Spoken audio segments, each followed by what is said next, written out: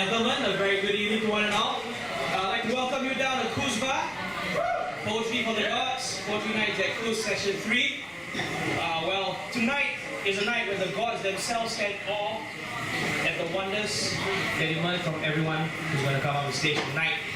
What I want you to do is, you're going to brace yourself for a night of magic and destruction. Both ends of the spectrum, they're going to bring you there, but only by words. So without further ado, I want to kick off the night. And our first poet out on stage is a familiar face to the whole scene over here in Singapore. And I'd like you to give a warm welcome to Charlene.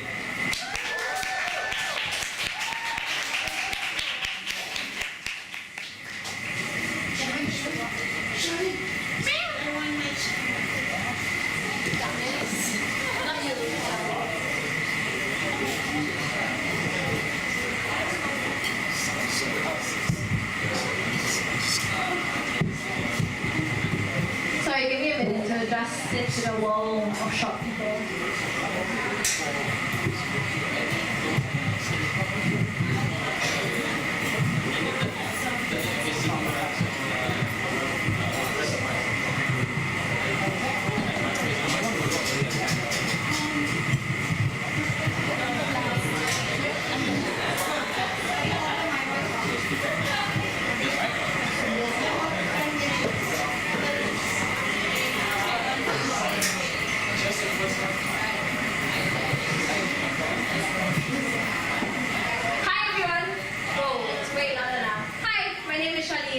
I'm just going to start with a poem first. It is written that God created the world with light, handpicked dewdrops and dotted them the night sky, so we could always find our Milky Way. And it is written that we are born with constellations on our skin, that we might find the light from brighter dreams. And every freckle is a pinprick of reflecting the skies above us. And this is the point of the night when I tell you that I've forgotten all my words, so I'm just going to borrow some words from you guys, okay? Because I do improv poetry, so can I get 5 words from the audience? Anyone? Fruit punch. Sorry, throw punch? Oh, fruit punch. Trees. Fruit punch. Trees. Wait. Fruit punch. Trees. God damn it. Sorry? God damn it. God damn it. Because it's a poetry for the gods, right? Yes. Pixie cut. Sorry? You said something. Pixie cut. Oh, pixie cut.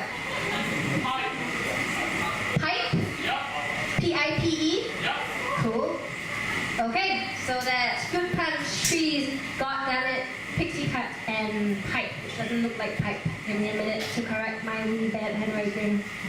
Okay, so in case you guys don't know, today's theme is poetry for the gods. So here it is.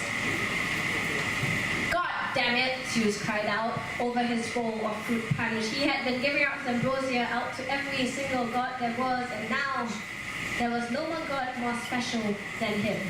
Thor keeps throwing thunderbolts at everyone, trying to step them into the heart, hoping if he could just get his word in, he would be louder than everyone else.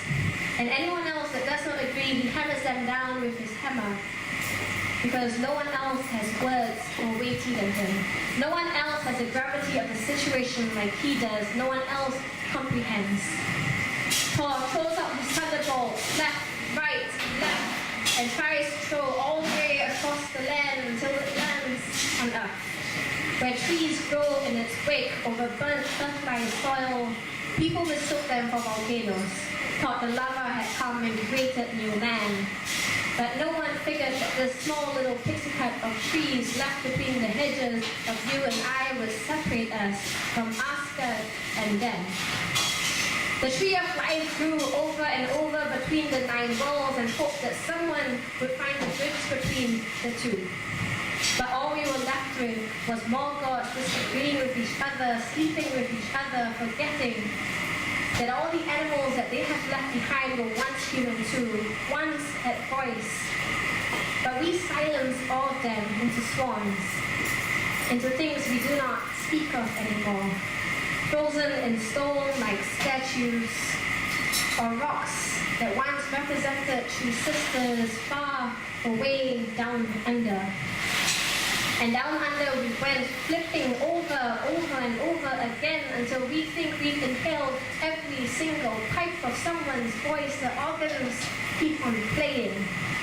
The wind rushes through every single tree, every sound, every glass shattering, like kaleidoscopes within each of our souls, but still, we do not hear them. We keep them quiet. Keep them in the bottom of our drawers. Let the words come out, draining, bleeding down to the floor. But we just mop them up. Cover them in bleach so no CSI will find them, even under the black light. Because we think in darkness, we can keep all our sorrow, never realizing that UV is what our blood is made of. And the purity and whiteness of our truth shines even in the darkness of light.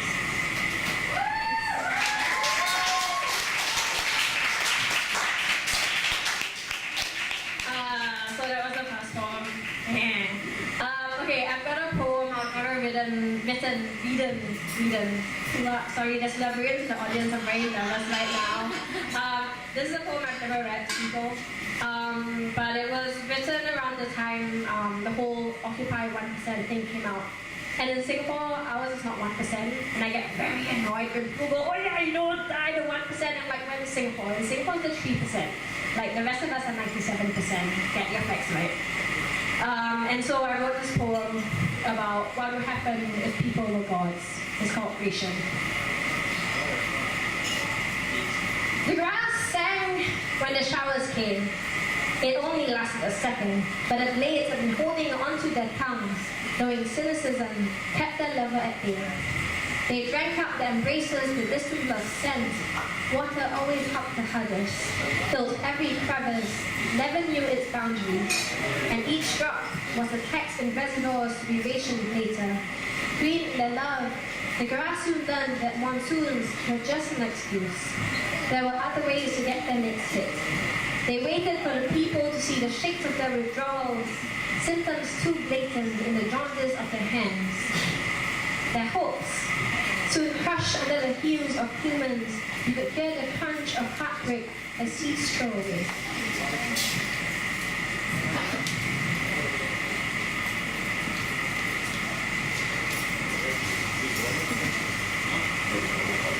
You could see people of greater means squandering their fountains of wealth, half-drunk cups on tables, 10-minute showers, holy water, aircon. What were the grass to do? They knew they outnumbered humans 97-3, but they were rooted in their ideologies, believed they would be taken care of if they just stayed still, remained silent. But the humans had other plans. These decayed, yellowing landscapes cast their nation in a bad light. They had to be reined in. They obviously weren't working enough to reach their roots, were digging their heels in or pulling their weight. They had to go. So they arranged for the grass cutters to come, and with the sound of whirring motors, the humans took a deep breath of relief. They could smell the liberation of the masses, silent screams, misunderstood gratitude. Thank you.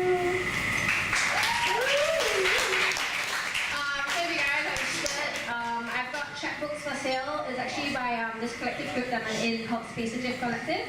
And we're raising funds for Aware's Sexual Assault Care Center. So thanks. So we've got it's illustrations and poems by the three of us, Vanessa, Victoria, Nabila, Husna, and myself. So come to me if you want. It's just $10.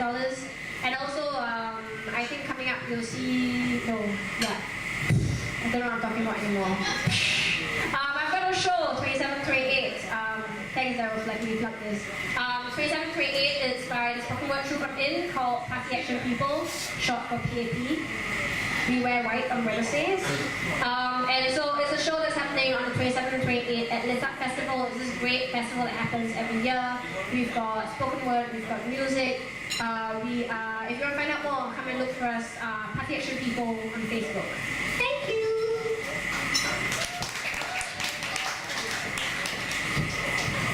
Thank you very much, Charlene. You never fail to amaze us with what you say. And if you did not catch what she said about the events coming up, we have everything recorded down over there and it will be up on YouTube.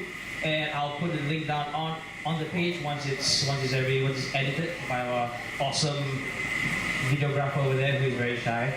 Anyway, moving on. What I like about nights like this over here, if you're aware, is we have people coming down without the intention of reading. They just want to come and watch. But the atmosphere and the aura that everyone projects, it just inspires them. And here's one example. We have a lady called Sonja who's going to come up. She didn't plan to do anything, but you know, she's gone in the mood. So everyone over here, and so give a big round of applause to her.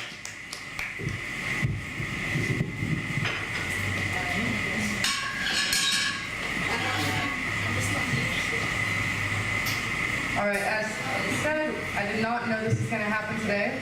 I'm tall, so hold on.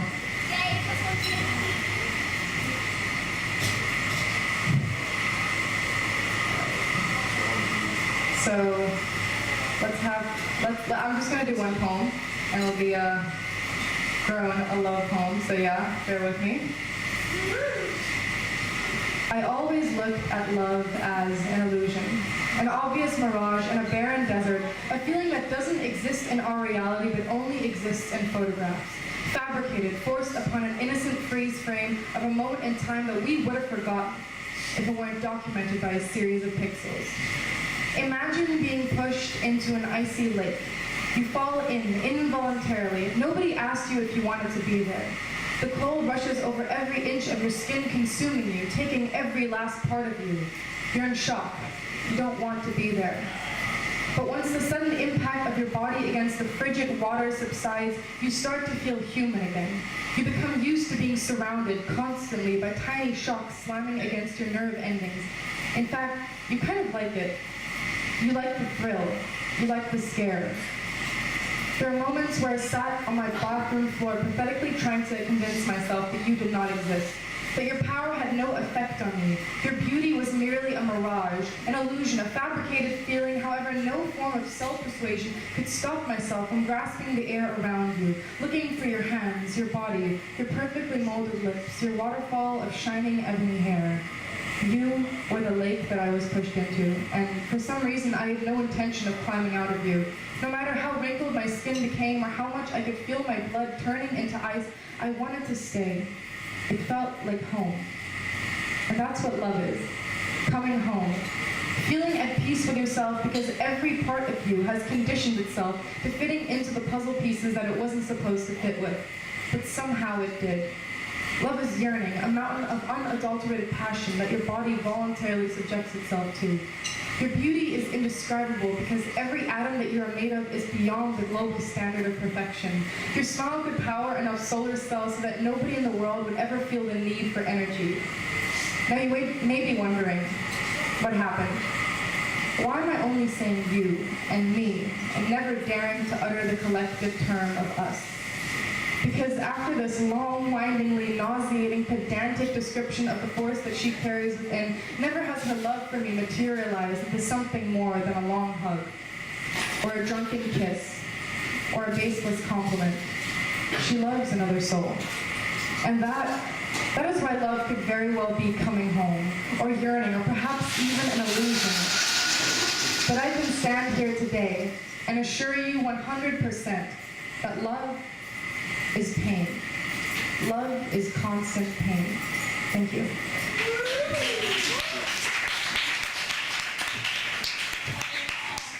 Thank you so much, Sonja. That was lovely. I mean, everyone loves a love poem, I'm sure. All right, next up, the guy we got on, he promised to actually spell blasphemy tonight. And I guess there's one way to find out how awesome it goes. Let's give a round of applause to my man, Jeremy.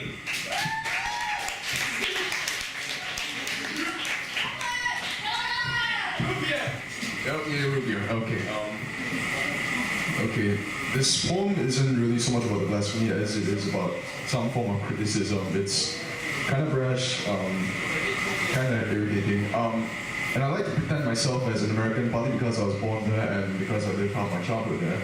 So there it goes. God bless Christian America, where Christian men are free and Christian brothers and sisters live in harmony, and where the freedom of Christian America rings beyond the walls of separation between church and the state. God bless Christian America. There is a homeless man before the church in North Carolina. The police are called to apprehend this criminal loitering on the church's doorstep, only to find out it's Jesus cast in bronze. God bless Christian America, where the rich come to God to be filled with more good things, and the poor come to be, well, poorer. Jesus, after all, is a corporate capitalist, and he endorses supply-side economics.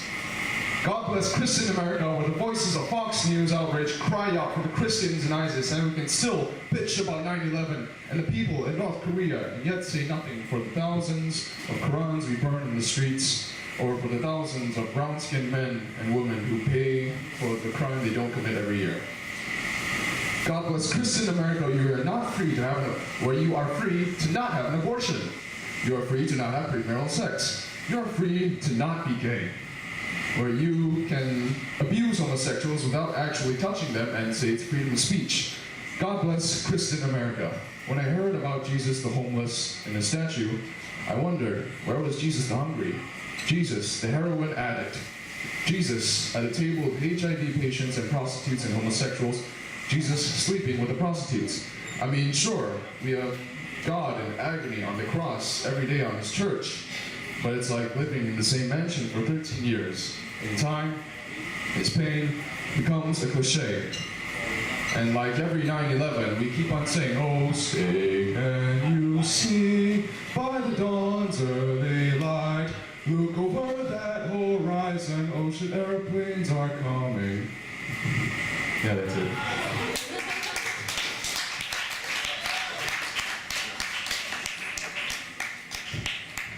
Yeah, that's what I'm talking about. People just willing to say whatever the fuck they want to say and don't give a fuck about what you guys gotta say. That's awesome, my man over there. And next, what we gotta do is we're gonna lighten the mood up a little bit. What we got over here is slightly different from poetry, yet not that different from poetry. We got my man Jason coming up to do a little bit of comedy, so let's see what he got.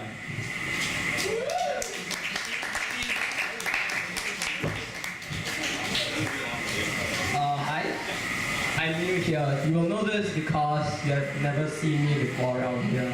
Yeah, I'm not sure how many of you are locals around here, but tonight I'm going to talk a little bit about things. I'm sure like Abrahamic religions like Christianity, Islam, they will talk to death the whole night. But how many of you talk about Greek mythology? It's fun, right? This Greek mythology is really cool. Like these guys back then, they had like the biggest imaginations when they weren't busy having sex with children.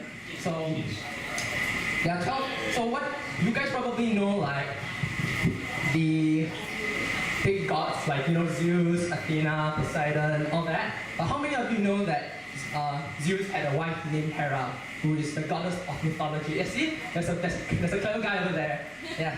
So Hera was the patron goddess of marriage, which is really interesting because this woman, which I find really interesting in two ways. Okay, first because she's married to Zeus, who is, among things, he's muscular.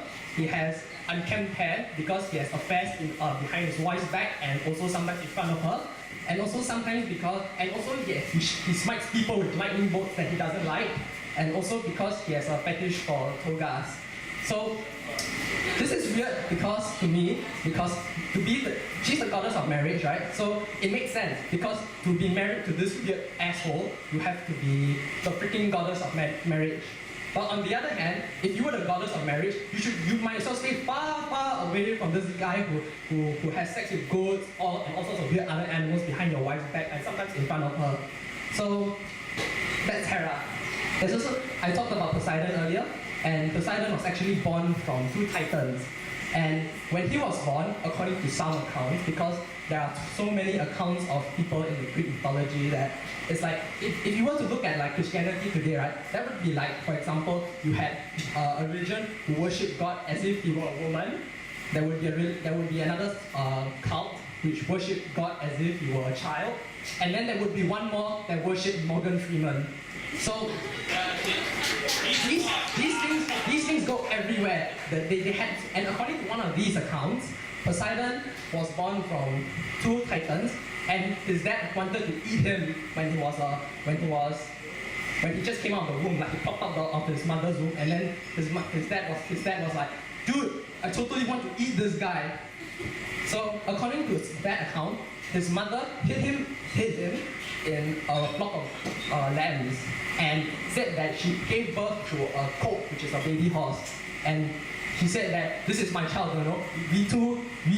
You and I, we're like totally human people, but I gave birth to this horse, and he bought it, and so Poseidon became the lord of the ocean somehow. Also, there's also Dionysus, who is the patron god, who in addition to being the patron god of some stuff which I will explain later, I also feel like he's the patron god of Arbings and covers in Singapore, because Dionysus is the patron god of grapes and wine and merrymaking, which is all things that all the Arbings love. In addition, all of you with handphones, right? If you look pictures of Dionysus up, all the statues of him, right?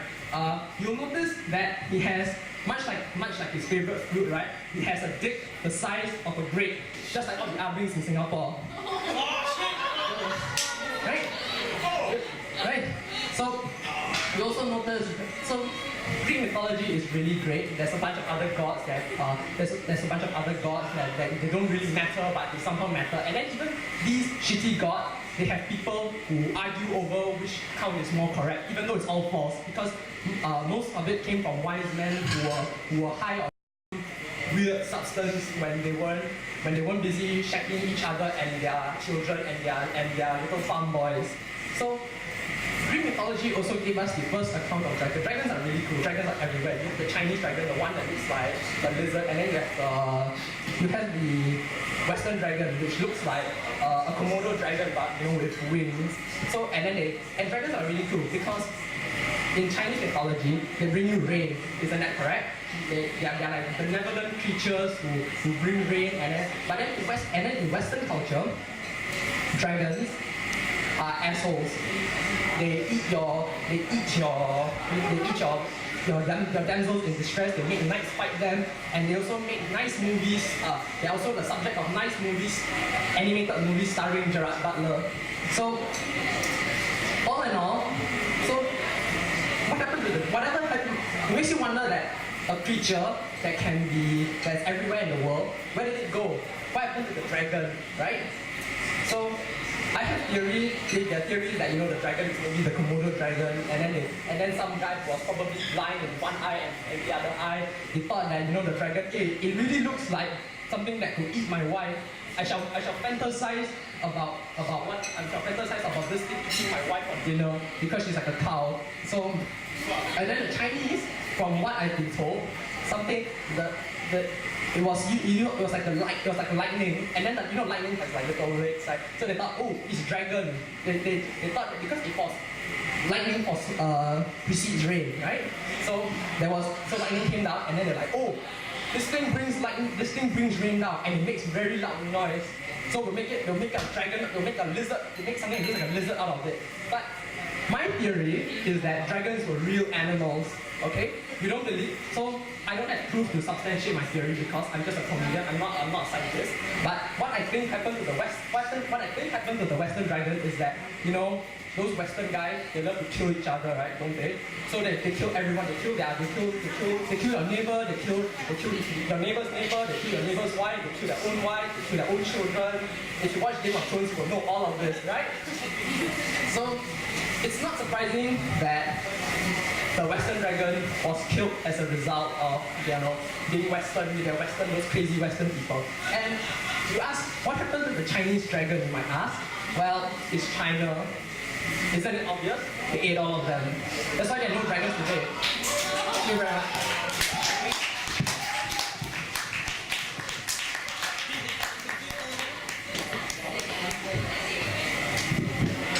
I don't really want to know how the dicks look like grapes. I mean, that wasn't the only thing on my mind, that's what you're wondering. No, it wasn't. That just puzzled me. But anyway, that was some nice shit, how they killed their wife, their neighbors, and then they did fuck well. Thank you. Next up, we got a familiar face as well, Mr. Mervin, who's gonna do something he wrote not too long ago is what I heard. Look out for the angry poet is what we got coming up. So give a big round of applause to my man, Mervin Judah.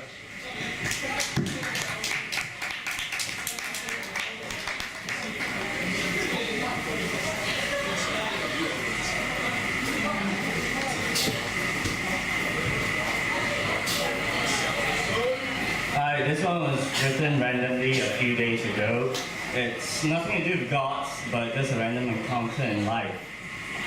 So the name of the poem is called Wine Stains, and here's how it goes, right?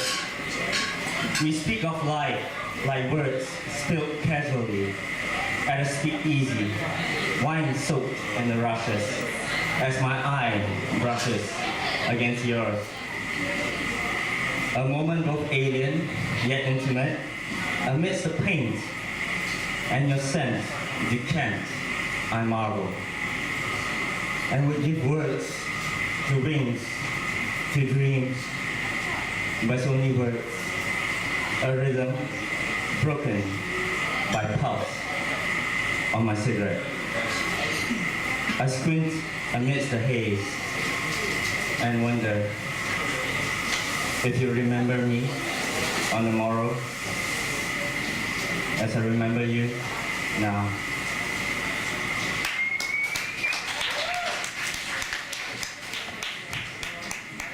How many guys like lollipop? I mean, he's got it on his head, but it's like, I don't like the lollipop. No. Does it look like a grape? Alright, so just to change the subject, we're going to take a 5-minute break. Everyone just go do your thing. You want to check out his grapes, he's out at the back. We'll be back, people. Once you put the dream. Welcome back, ladies and gentlemen, from the little short break. And I just hope if any of the guys went to the restroom to check if they got grapes on, or I don't know what they got, but yeah, shit. But the first guy we got up coming on would be my man, Mr. Praval, and I think he promised to bring heaven and hell to the stage today, and I think that's what we're gonna get. So give a big round of applause to Officer Praval.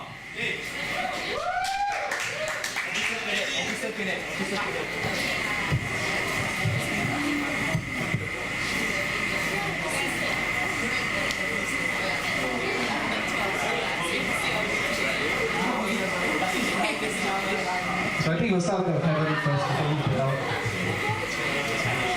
This one's called Gods and Kings. Gods and kings and men and twigs and trees and figs and the men are big. More than self and worth, living for past the last breath of earth. What is a non-believer to a mob? Superposition status quo, burn the witch, burn. Lock the doors, chain the knob, board the windows with the floor. Whips and altar ensure the boy must learn. What is a mob to a king? Lowly men and women, pitchfork and spoon. What is it to earn a living? Or death as gift given, the end of romantic swoon? What is a king to a god? The empty throne hall, the hand wave of petty powers. Heaven can be bought, the hand of football, the feet of milk and wine showers. What is a god to a non-believer? A speck of imagination, larger than the universe. If the northern rivers could force the abdication and plunder the shepherd's purse. For the weed once taken, stakes in root and pod, and on goes the great cycle of life and demons and gods and death. Thank you. Okay, so now we move on to hell, since Darryl wanted a bit of hell both. Sing me a song, you'll sing it. Huh? Sing me a song. A song. It's in here somewhere, actually, it's in the poem.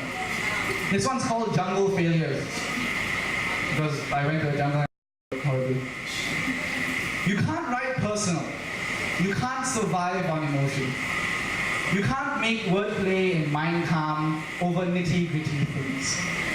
Because breaking a dam doesn't allow the dry to drink, unless at least some drown or get washed away in mortal erosion. Because you dig and dig, deeper and deeper, and it just gets darker, and it just gets damper, and the sky breaks the cloud, and the tears drown out the sound of my BMW, bitching, moaning, and whining. The hole is muck and mud and sad. My boots turn black to brown leather, and I'm back in the jungles of the death of Brunei. A subtle nuance of beauty I know not enough to hit. I am freezing, and the wood cannot burn. There is no light, there is no tunnel. There are only leaves and dead branches, and eaves is damp. They are dark. I burn anything I can lest the fire in me burns out. I wonder if that girl I dig kind of digs me back. I wonder if I live long enough to dig myself into the earth. It's a small wonder that I'd rather be cremated. Tea candles heal as flames lick my heel. And I wait. Wait till I can move, and maybe the friction of skin on cotton will allow the cogs and gears in my toes and tips of fingers and nose to stay alive. Because at some point it's all about staying alive. Whether you're a mother or whether you're a brother. For I have walked through the shadow of the valley of death, and my voice has echoed off its walls. Dramatic rains of the jungle, no lion sleeps tonight. Only cockroaches the size of puppies, and everything else to match. By stairways and byways to heaven and earth, condensed into 400 meters, I have come to see and conquer. It's not about myself as much as myself. Like the flutter of butter and jam, fresh that flies, in the hallowed acidic halls of destroying fasts and obliterating hunger. I did not conquer. I did but take a stroll through 4 counts of tea and biscuits with the reapers. I want to come back. I want to die almost again. But this isn't personal. It cannot be emotional. It's not a connect that I have failed as much as I have failed. Mother Teresa was a selfish bitch who only enjoyed helping others for her own happiness. Innate human beings being human beings. I shall return. The map shall not lie. The sounds of the jungle should. I shall burn it down. Then I will not have failed for the lack of ability to do so. Thank you.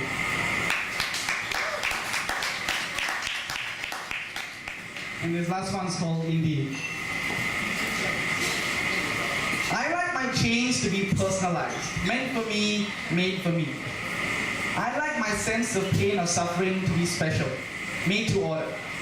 If that I am made to wear oppression, I would at least want to choose the color.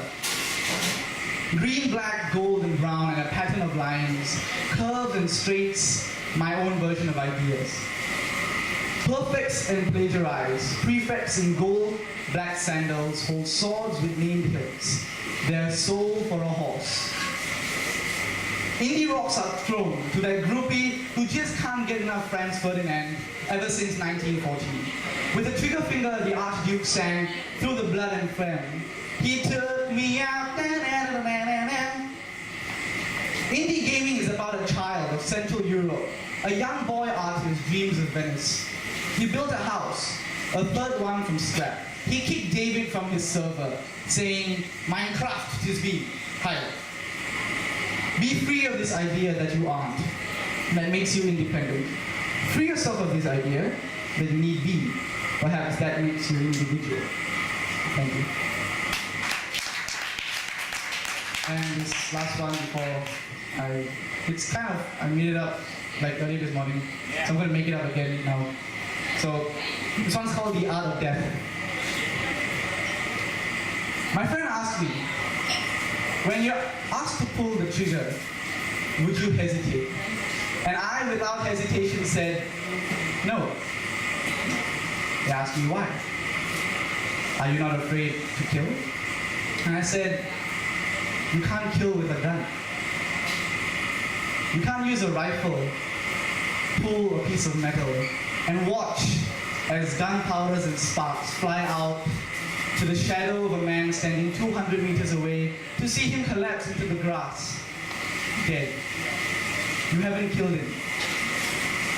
There is an art of killing, the art of death. As I hold the bird struggling in its cage by its legs. He struck me then. Take your other hand, form a V, put it behind the wings of the bird, calm it down. You must make sure you are not lusting for blood. But at the same time, you cannot fear to kill. You then take your hand, from another view, around the neck, and in one swift movement, you pull. And then you feel as the heartbeat in your hand bleeds out, and you feel it ebbing away into silence. And you know then that the life of the bird that could have flown away has flown away. And you have taken a life, but you can't take it for yourself. You don't know where that life is gone. That is the meaning of killing. That is the art of death. So, my friend asked me, would you pull the trigger? Without hesitation, I say, no. Thank you.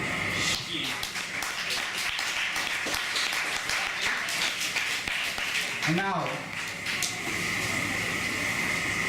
then I saw when the Lamb broke one of the 7 seals, and I heard one of the 4 living creatures saying, as with a voice of thunder, "Come!"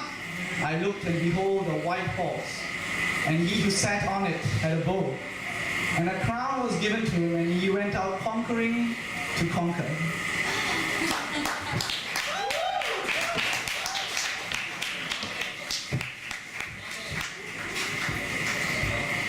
Alright, thanks Praval. In case you guys haven't figured out, I am supposed to be Conquest and all its associated subcomponents. So, friends, Conquest, you see, is so much more than that which you can bring through battle and war. Why? Why hack through the gates of the bastion roads when you can just reach out and snatch what is yours?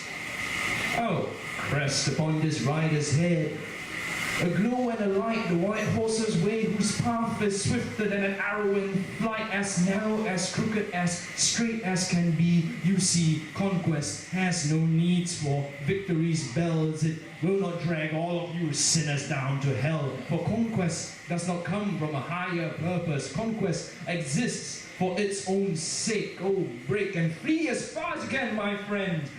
For the White Rider brings all that hearkens swift judgment. Come war, come famine, come death, comes the end. Fly, you doves, and scatter, you dogs. Conquest is coming. Conquest doth cometh. Conquest arise. Run, run, run, run!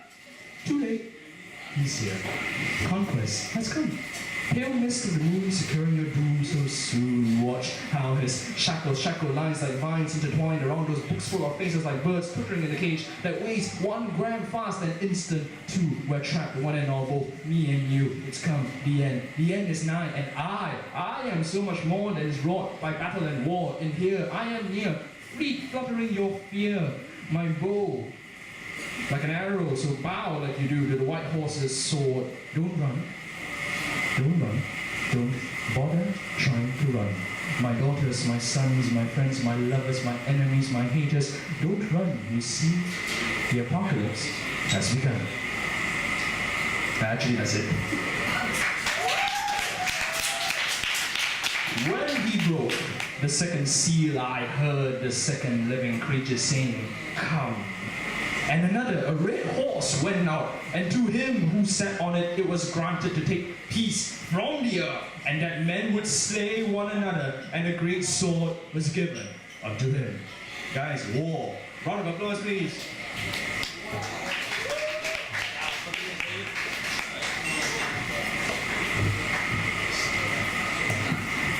Yeah, this is war, the fuck it is. It sates itself on the lifeblood of fated men, paints red the powers of homes with crimson gore. Black become the sun's beams in summers that follow. Weathers all treacherous, do you still seek to know, and what? I find myself on this strange forsaken land. I know not how I come to where I stand. Left and right warriors stretch to the horizon. All eyes fixed ahead, and all we see is fire. As the deadly mass approaches, we see it for what it is. The giant Surtur, wielding his deadly sword of flame.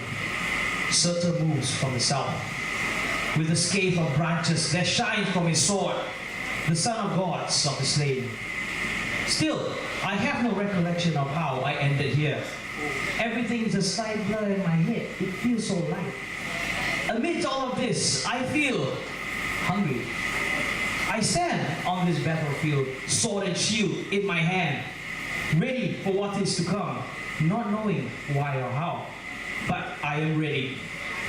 I gather my wits and prepare for the slaughter as I hear a humbling roar and realize it was actually my stomach growling. Fuck, I need to eat. Suddenly, I hear the whinny of a horse as a shadow comes over me. The call of ravens and howls of wolves. The powerful beast lands, and I see it has 8 legs. And the rider, great spear in hand, turns to face me. Could it be, oh, one-eyed god of gods holding? And before I could question, a warrior halts to my right. Just as he stands with sword and shield in his hands. But I notice he doesn't hold his shield, but rather it's strapped to his right arm.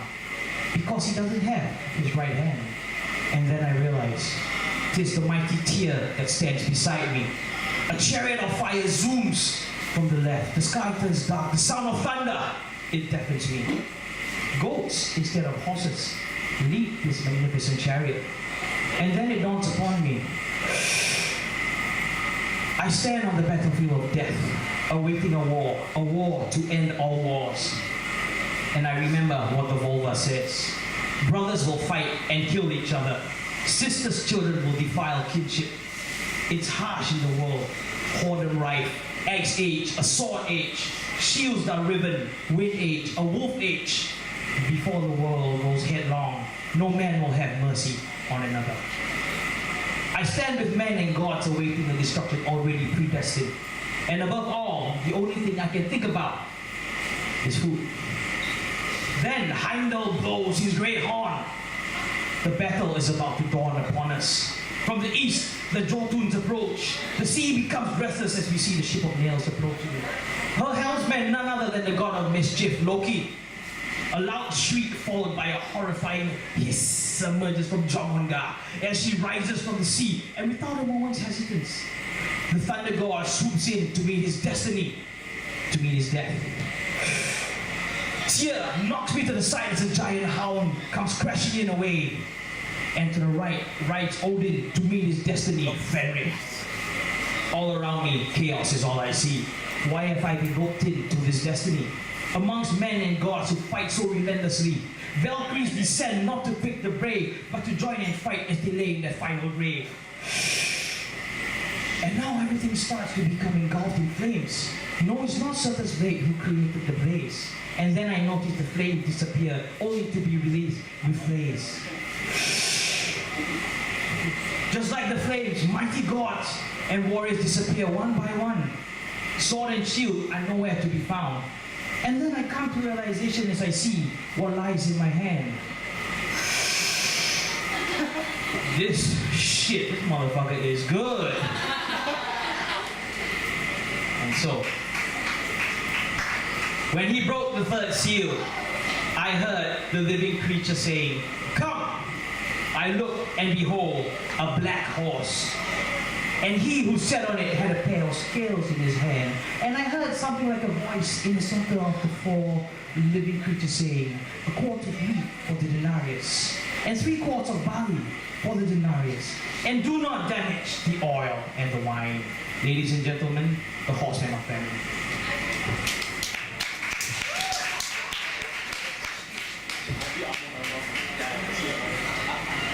I could talk about famine as occurred in the Old Testament, as written in Genesis 41, Jeremiah 19, and Ezekiel 14. But no, what I'm going to speak about tonight is not a famine of the body. Nobody starves to death in Singapore. But famine of the spirit. A famine of morals, a famine of principles, a famine of purpose, a famine of self-worth, and a famine of self-love. We live in a time of plenty. Plenty of entertainment, plenty of self-gratification, plenty of masturbation, plenty of wants and desires, plenty of hedonistic excesses. We have become the contents of our wallets. We work jobs that we do not want to buy things that we do not need. I am famine. not of your body, but of your spirit. Lust is not love. It might seem like love, but lust is a famine of the heart. Lust is no more love. Then the reflection of the moon is the moon. Lust is a mockery. We forget what love is, so we substitute it with something broken. Something that takes and takes and takes, and leaves a bitter taste of despair in our mouths the next morning as we try to wash it down with coffee. 1 lump of sugar, please, not 2. And a cigarette, filtered. The taste of ashes in our mouths. I'm telling you, the famine of the spirit is not resolved by feeding our bodies or our wants or our desires, but by random acts of kindness. Give a smile, a compliment, a kind word, a listening ear, a minute of your time, maybe even $1 or $2 to a homeless man out in the street. It will cost you so little, but it can mean so much, more than you will ever know. When you opened the 4th seal, I heard the voice of the 4th living creature saying, "Come and see." So I looked, and behold, a pale horse. And the name of him who sat on it was Death. And Hades followed with him. And power is given to them over 1/4 of the earth to kill with sword, with hunger, with death, and by the beasts of the earth.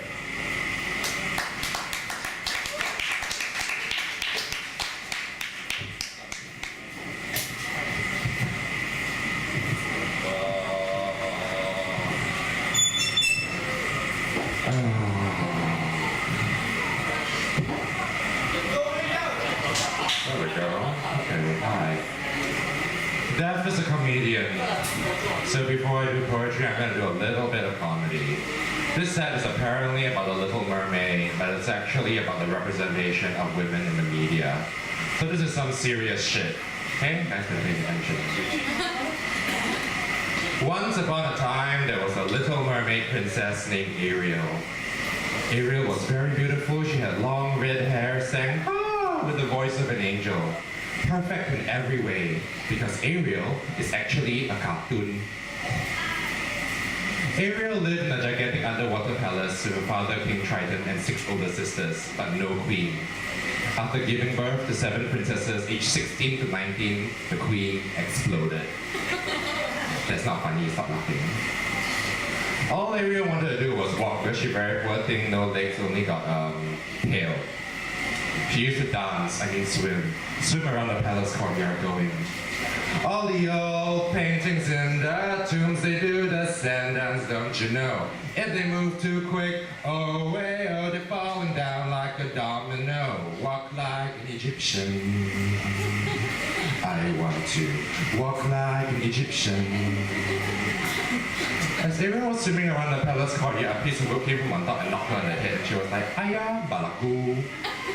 So she swam to the surface, and it was a ship. And on the ship, Ariel saw her very first humans. To her absolute astonishment, none of them were walking like an Egyptian. Ariel then caught sight of Prince Eric and fell madly in love at once, because Prince Eric was very, very handsome. Very handsome. Unbeknownst to Ariel, Prince Eric's kingdom was undergoing an austerity drive. The ship was more like a glorified sampan. 1 captain, 2 crewmen, 1 butler, and a dog. The sampan was from IKEA. Some self-assembly required. And although Prince Eric was very, very handsome, he was not very good at self-assembly. Dayong sampan, dayong sampan. Dayong, hoy! And the ship fell apart. In the tumultuous waters, Ariel swam against the current and grabbed hold of Prince Eric's body. And as she dragged his unconscious form to shore, the captain, 2 crewmen, the butler, and the dog died. funny, stop laughing. Ariel dragged Prince Harry to the beach and she dumped his body there. Then she went back into the ocean. She found a rock and she climbed to the rock. Just remember, poor thing, no legs, only got a tail. And with the water splashing behind her, she starts singing. Till now, I always got by on my own. I never really cared until I met you. And now it chills me to the bone. How do I get you alone? 之前我没有希望爱过你，我没有想到只用依靠自己。可是你破碎我的心，我很寂寞。After finishing her bilingual power ballad, Ariel decided to visit Ursula the Sea Witch. Ursula is a very savvy businesswoman, got beachfront property, but underwater. Ariel had a very pleasant swim there. A fish. Malaysian Airlines. When she got to Ursula's cave, she knocked on the cave entrance and Ursula turned around and said, "What do you want? I'm a very busy woman. I haven't got all day. I'm almost late for my facial." Ariel said, "I fell in love with a man. I need legs." Ursula said, "Got money?" Ariel said, "No." Ursula said, "Never mind, I just said your voice." Ariel said, "Ha, like that, ha." Ursula said, "Sing."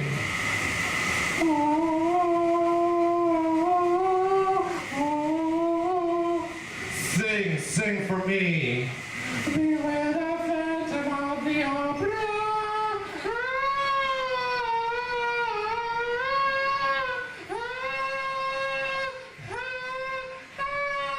And then Ariel lost her voice and Ursula caught it and gave her legs and Ariel went back to the beach where Prince Eric was just regaining consciousness. And when he saw her, hair gleaming in the sun, naked except for a pair of seashells, unable to say a word, he fell madly in love with her and married her on the spot. The end.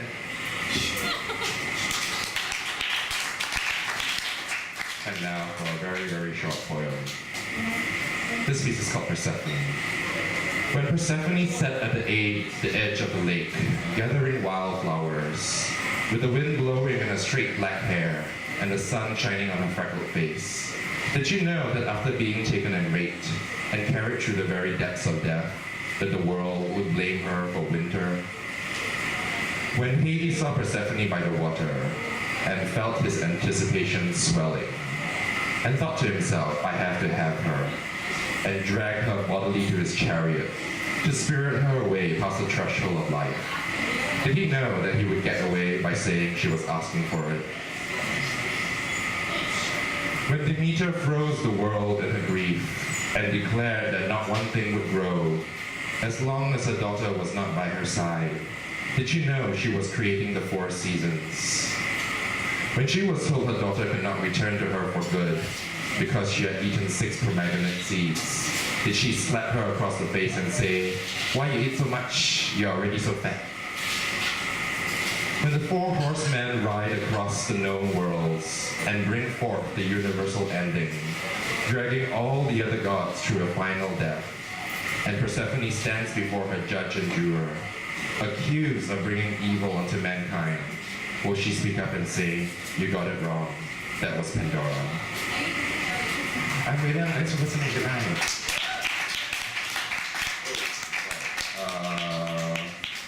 The beast that thou sawest was and is not, and shall ascend out of the bottomless pit, and go into perdition. And they that dwell on the earth shall wonder, whose names were not written in the book of life from the foundation of the world, when they behold the beast that was and is not and yet is. Everyone, let's welcome Kelvin.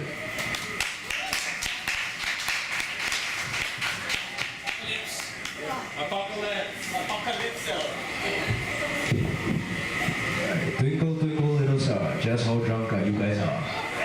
I guess not really, but yeah, but anyways. So, alright, before I start, and the Greeks, what's up with that? Right, Greeks. So, alright, we had one guy talking about Greek mythology just now, so something just came up in my mind. And I'm sure everyone heard of satyrs, right? Fucking half goat, half man shit. Like, you gotta wonder how did the idea of a half man, half god ever came about? It has to be. Either way, somebody has to stop. You know what happened if I fuck a goat? Who the fuck has that kind of stuff, right? Right. Well, I digress. So, anyways, great. So, I'm supposed to be the apocalypse today. Alright, so for the guys who are expecting doomsday stuff, sorry, no doomsday. Because the apocalypse, right, is from a Greek word, apocalypsis. What it actually means is the unveiling of hidden knowledge. And there you go, that's hidden knowledge for you guys. Right, hidden knowledge, unveiling of the hidden knowledge. So it actually refers to how in the Bible, the guy, don't know his name, right, he was shown the vision of the doomsday, all that stuff, apocalypse, over the time, people mix it up. Now some the nerds in the house are gonna think blue guy, blue lips, big A on his chest, on his stomach, you know, apocalypse from comics. And that's not what I'm gonna do, right? What I wanna do today is more towards knowledge, right? The pursuit of knowledge rather. So here I go. I think, therefore I am. So if I don't, what does that make me? Am I still a man? If it does, then it makes no sense. And if it doesn't, what am I then? Right, the most basic of questions that we can ask, what really makes us, well, us? Between our existence and our essence, which one takes precedence? So think and see if you have an answer to the question, but first take these words into consideration. Before that,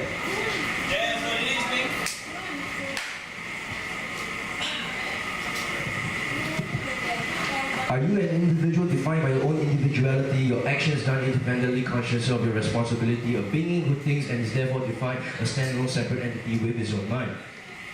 Now that would mean that you were nothing in the beginning. You as a human being was born inherently empty without meaning. You did not begin with a fixed list of values and a sense of morality to which you were used to mold and create your own identity. And it is through your own consciousness that you create your own set of views, values, morals, and effectively your fate. And thus the meaning of your life is determined by what you see, hear, think, and have done. You are not born as a human being. You live and you grow and you become one.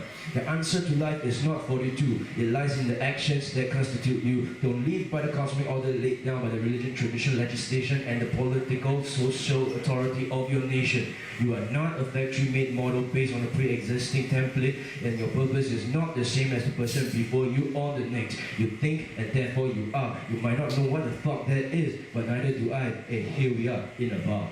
Thank you.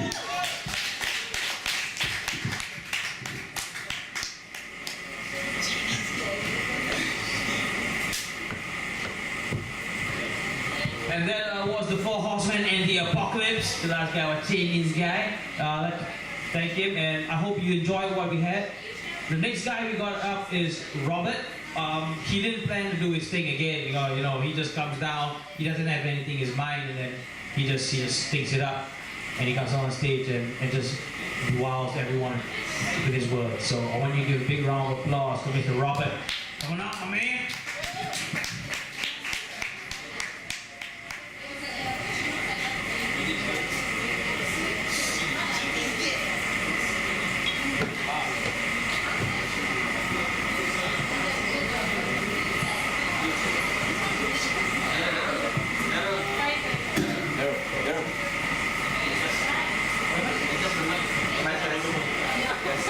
You know the back here, me from here? Just this.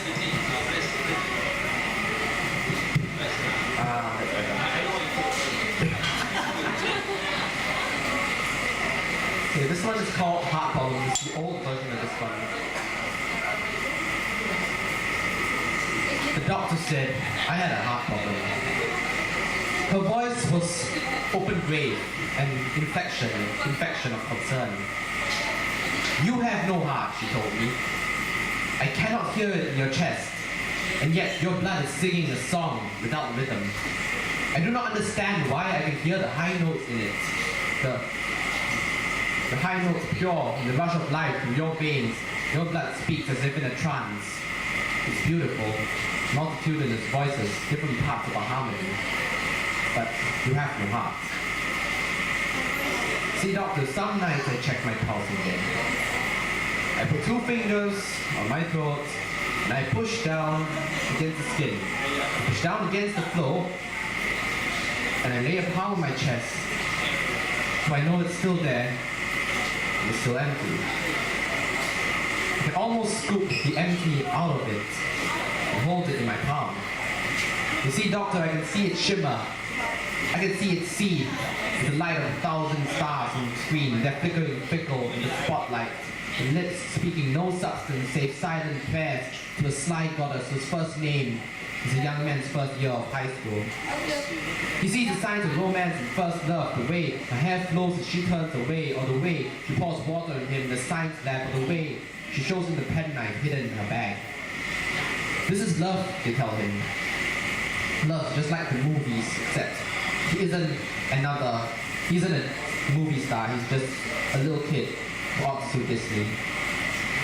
This is the first name of the goddess, Doctor, and in the emptiness in my chest it is swallowed among the stars.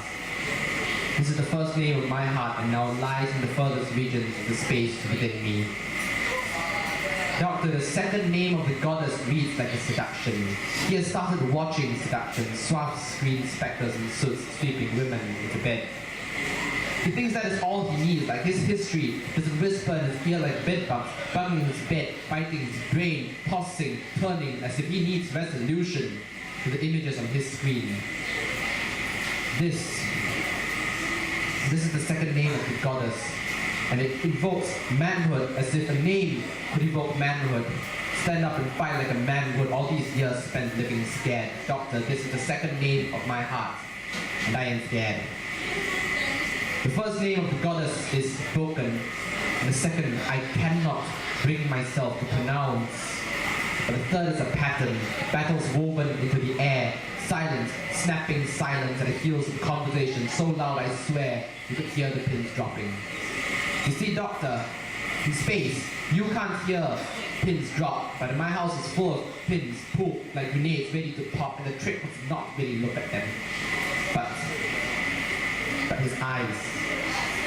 They will burn into the back of his mind, the back of his retina stashed into his head. Every time he watched his TV, he saw domestic scenes of uncivil wars, tearing down houses and putting up walls, Doctor. I ask you, if all is fair in love and war, then what happens when love becomes war? Because the third name of the goddess tells me that love will become war.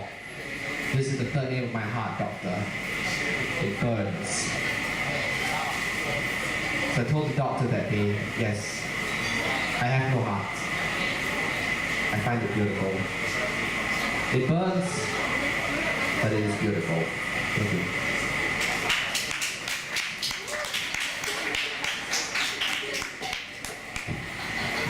All right, Robert, that was awesome. Thank you very much.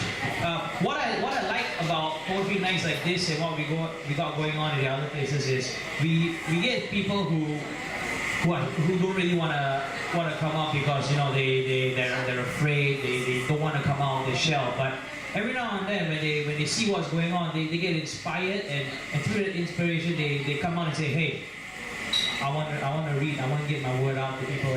And the next lady up she's one of those examples. I'd like you to give a big warm round of applause to Pamela.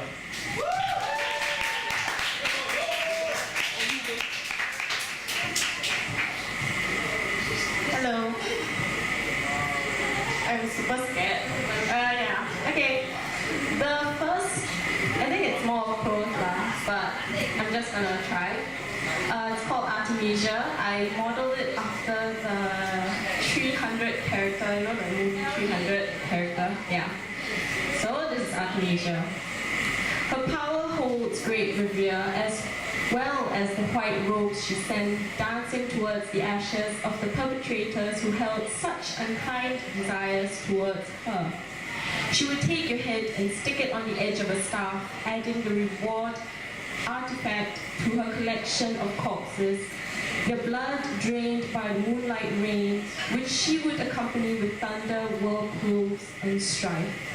She smoked darkness out of her cigars, the Milky Way wafting in its slowness, clenching her lips in glee as they form asteroids, fireballs of destruction, while crafting the spear of Mars twirling in her hand.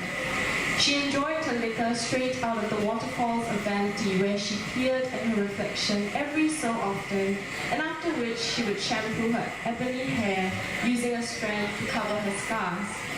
Artemisia would sneak her tongue into Zeus, watching his sleeping form engulfed her senses, slipping off her linen toga she wore, or she devoured the contents of his bed sheets. She was careful to never let him know. She drove into a madness that couldn't be unseen, her golden knife continuously stabbing her nose, her cheeks, her throat, because her scars proved too much for her much too perfect face. She drank a drop of the sun, allowing the rays to dismember her soul, her body, shimmering into stardust, while she borrowed the youth of all from earth. Okay, yeah, that's the first one.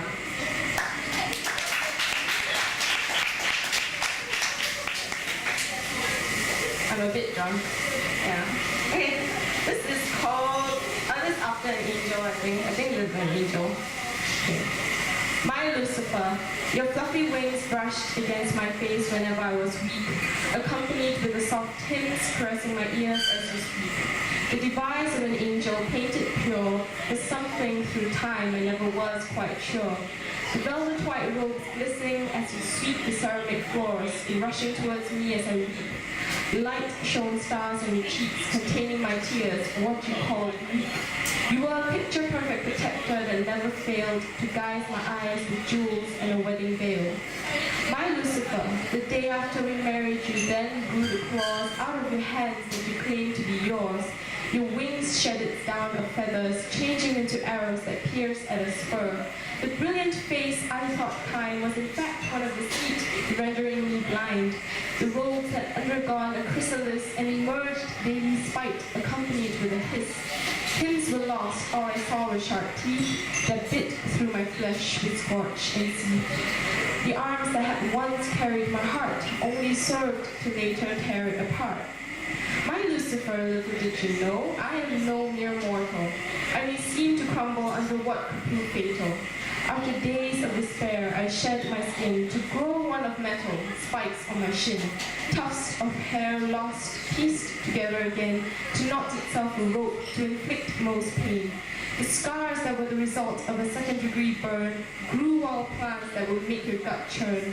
You disapprove, you proceed to wring my neck, and all I did was to wring back. The arrows you trained so hard to pierce were no match for my bones during a battle commerce.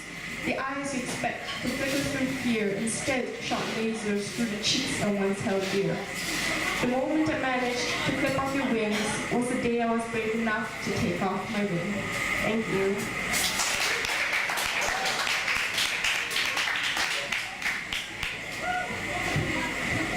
Thank you, Pamela. That was awesome, and I think we're going to see a lot more from this beautiful lady out there with an awesome mind. Next up, we got on stage, you got Ida. I like her hair, I like the color. I mean, I have no hair, so that's the whole thing. So I want you to give a big round of applause to this lady, Ida. Come on, let's go.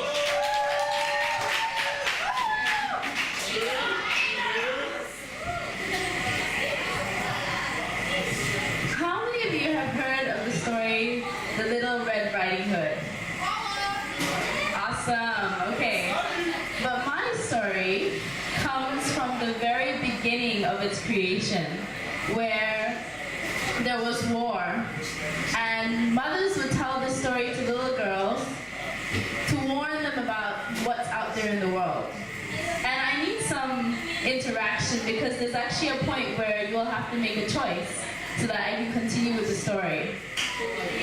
So, Little Red Riding Hood was not little. She was 16. And her grandmother was sick, yes. But it wasn't because she was sick of old age, but because Civil War was happening and she had just lost her house.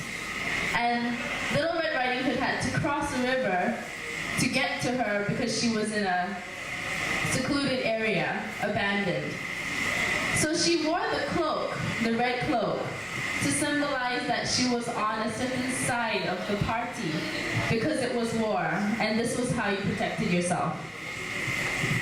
Now, as she was walking down this path to get to the river, a wolf appeared, And this wolf was not really a wolf, you see, because if you think about it, why would a little girl talk to a wolf?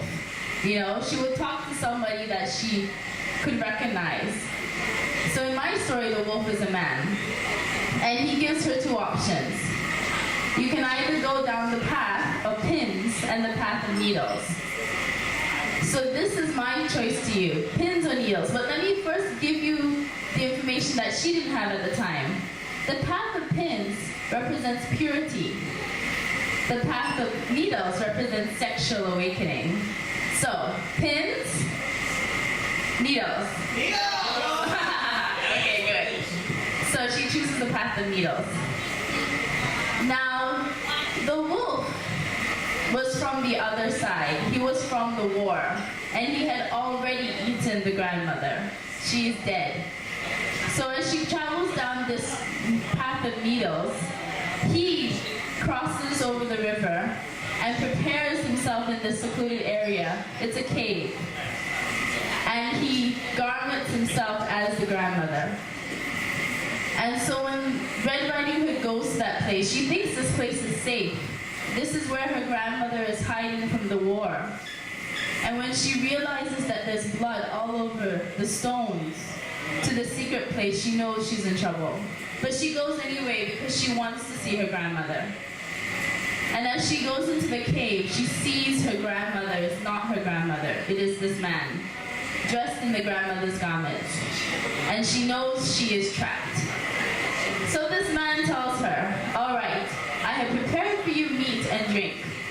But what this really is a mockery of the grandmother. He has put aside her flesh and her blood. And so she eats it. But what he doesn't realize is that she's actually consuming a part of her grandmother. And in this way, consuming some of her wisdom. And so, after consuming this wisdom, she's still a young girl, 16. She's being trapped and alone.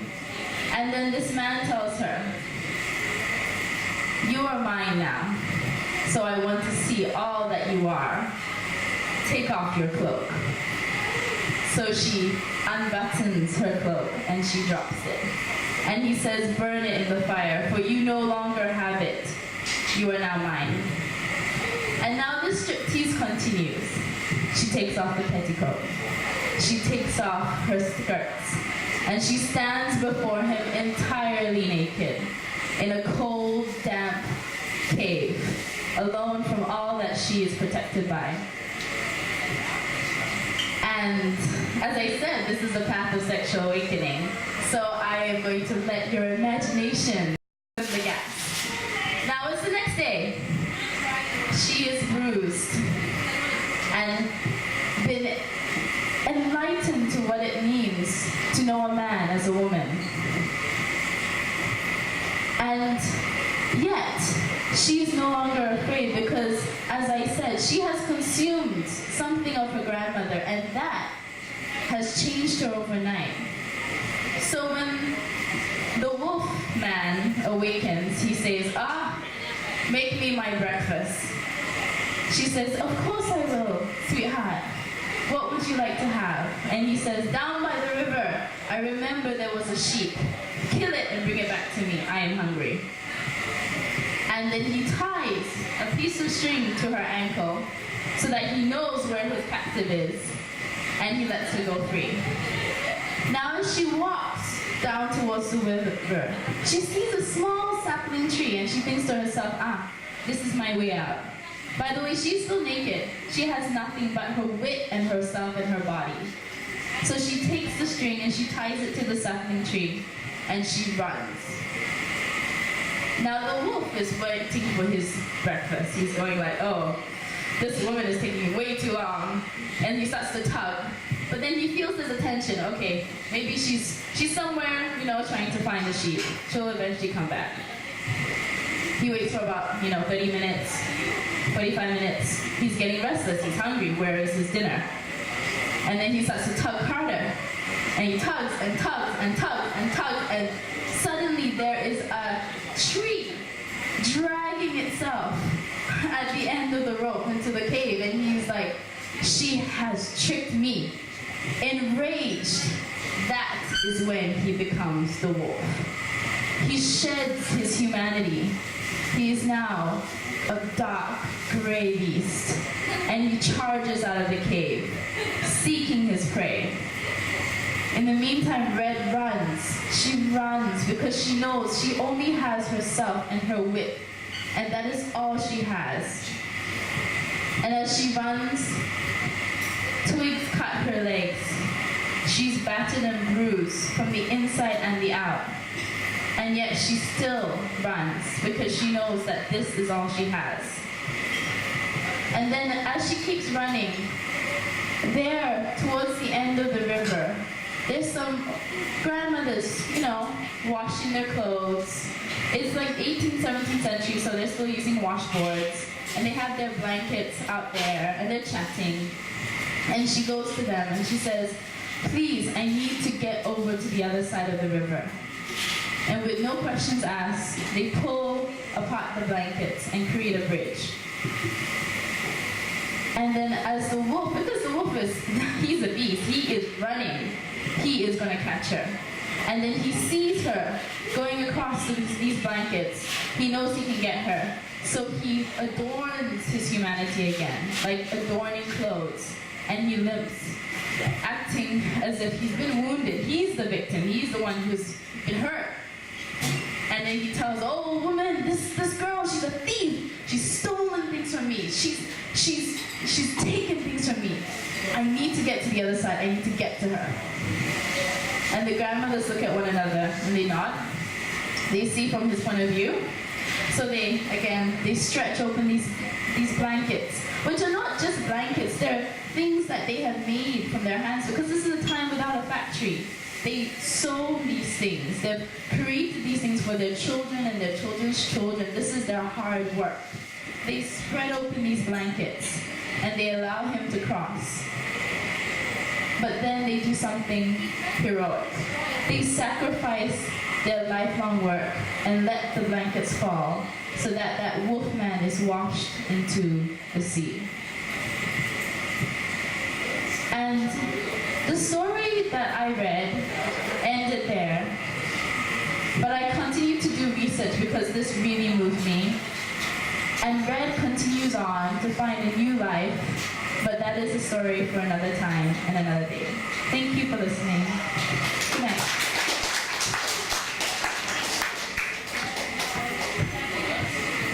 Thank you very, very much, Aida. That was something that really kept me thinking, and I need to ask you guys a question because I don't think you say it loud enough.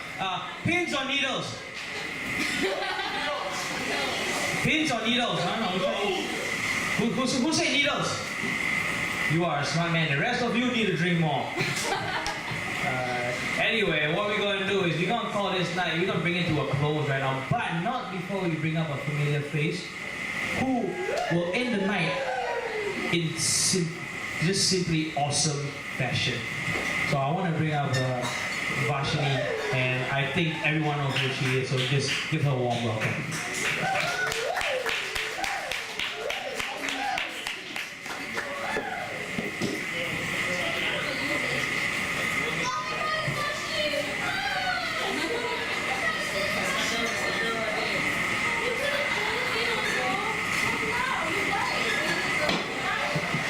Okay, hello.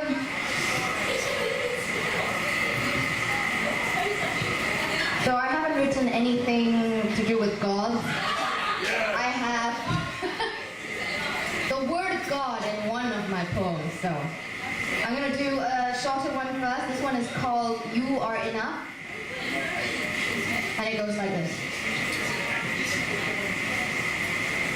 I love you not because you make me smile or guffaw like no one's watching, or make my heart grin whenever I see you, not because you are full of passion and grace, not because you make me dream in the day or keep leftover soup in the fridge or plan a surprise picnic, not because your words trickle down the back of my spine making me tingle, or because you fancy buying me jewelry and scented oils even when I have too many, or letting me fall asleep on your shoulders we are both finishing our work on our laptops now before bedtime periods, or because you love to try to beat me at leaving secret messages though you fail each and every time.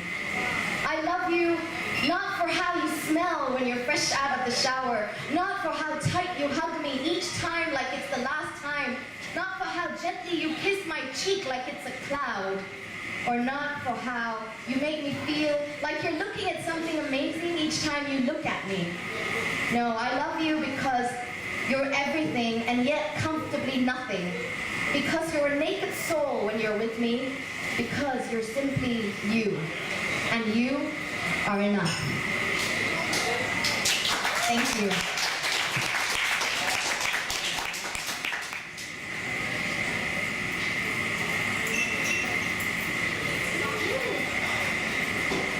So this next one is called Secret to Keep.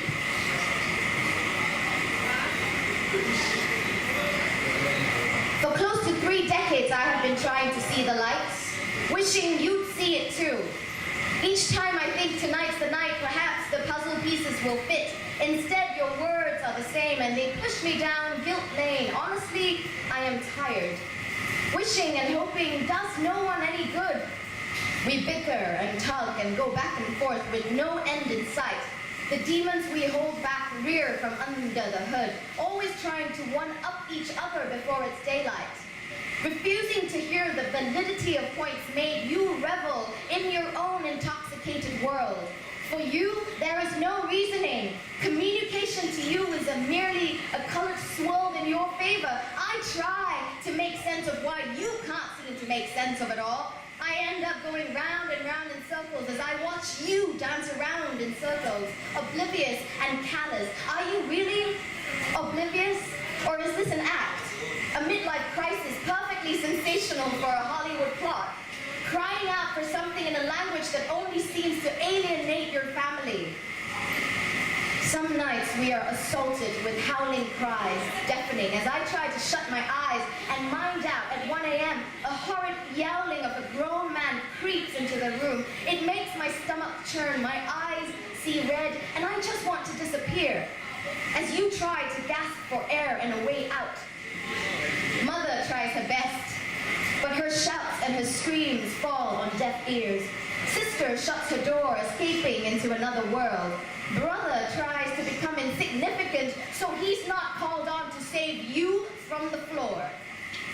So lock the doors and throw away the keys. Your weakness is our secret to keep. Think happy thoughts, I tell myself. Think of all he's done for you, I tell myself. Think he's the same man, I ask myself. Piggyback rides, Sunday morning spring cleaning with the Jackson 5 and mops as mic stands. Mother's home gown becomes your costume and your prop. Extra Kit Kats just because, and hate massages before bedtime and lullabies. Clown antics to entertain us and telling us that getting 50 out of 100 was good enough, much to Mother's horror. Little notes when you don't see us to tell us about leftover food. Mango slices always ready and served to me.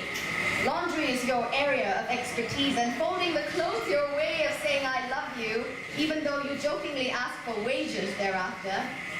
Your anger when we are rude to our mother. Your anger when boyfriends turn into jerks and exes.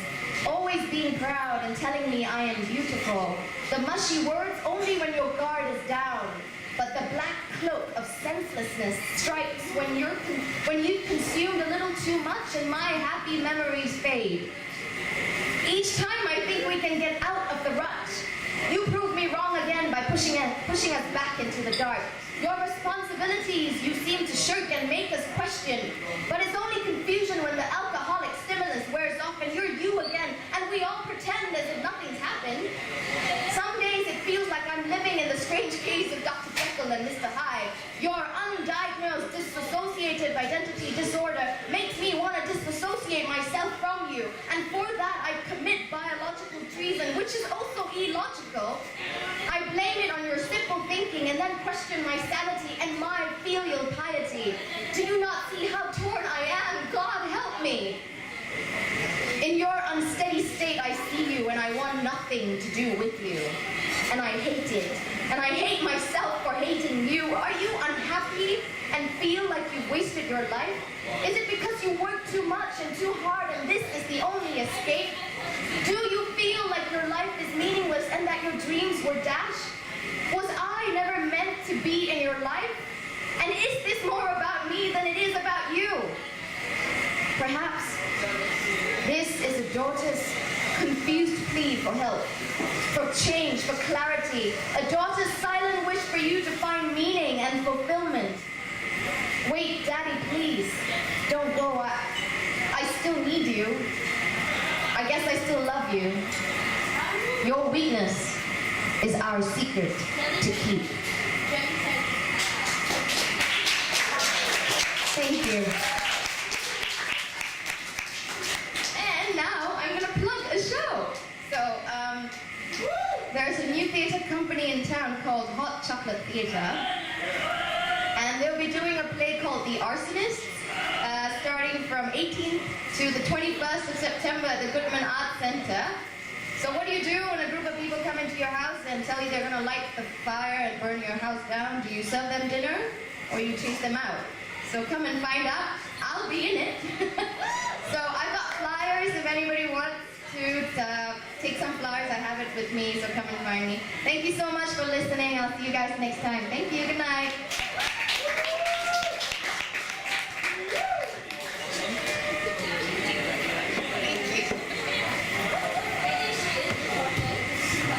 Thank you very much, Varshini. I couldn't have thought of a better way to end the night other than that. And can you just give another big round of applause for every one of our poets who have come on the stage tonight? You know, I'd like to give a big shout out to Sam and the guys at Art Republic who, without fail, have helped us promote our poetry night over at Kuzba on their page. And I've seen a few people coming now because they've seen the ad out on the page. And I thank Sam and the rest. And for those who've been wondering how we've come up with the awesome name for the theme for our night, I'd like to give a big shout out to Regana. She's out there at the back. She's a little shy to come up, but I think she needs recognition because I've heard people telling me that we've got awesome themes, and I'd like to let people know that she's the one who's come up with all those ideas. So a big round of applause to Regana at the back. She's an awesome cook as well. I don't know. But we've come to a close to tonight, and I think that the gods themselves are going to be astonished with what every one of these poets have come up and spit out. And that's what it is, baby. See, so we're going to end off in a fashion and how we always do at Kuzba. I want you to grab a drink and raise it up. And we've got a little chant we're going to say. So what you're going to do is all the way, by the way, don't pass away, baby. SOA.